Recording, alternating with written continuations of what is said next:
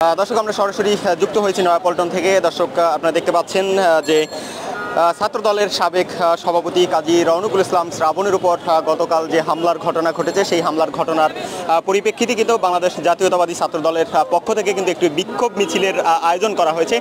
দর্শক আপনারা দেখতে পাচ্ছেন যে বাংলাদেশ জাতীয়তাবাদী ছাত্র দলের যে পূর্বের যে কমিটি এবং বর্তমান কমিটির সবাই কিন্তু এই হামলা পরবর্তী যে বিক্ষোভ মিছিল, সেই বিক্ষোভ মিছিলে কিন্তু অংশ নেবেন। ইতিমধ্যেই কিন্তু নয়াপল্টন কেন্দ্রীয় কার্যালয়ের সামনে জড়ো হয়েছেন নেতাকর্মীরা। দর্শক আপনাদের দেখানোর চেষ্টা করছি কাজী রওনকুল ইসলাম শ্রাবণের উপর হামলার প্রতিবাদে যে বিক্ষোভ মিছিল, সেই বিক্ষোভ মিছিল থেকে এখানকার সর্বশেষ পরিস্থিতি।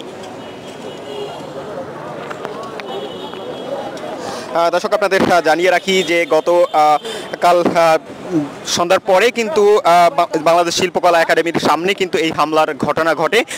সে হামলার ঘটনার পরে কিন্তু তাকে ঢাকা মেডিকেলে ভর্তি করা হয়েছিল। এরপরে কিন্তু ইসলামী ব্যাংক হাসপাতালে তাকে স্থানান্তর করা হয়েছে। দর্শক আপনারা দেখতে পাচ্ছেন যে বিএনপির কেন্দ্রীয় কার্যালয়ের সামনে ঘিরে কিন্তু ব্যাপক নেতাকর্মীদের যে ভিড়, সেটি কিন্তু ইতিমধ্যেই আপনারা দেখতে পাচ্ছেন।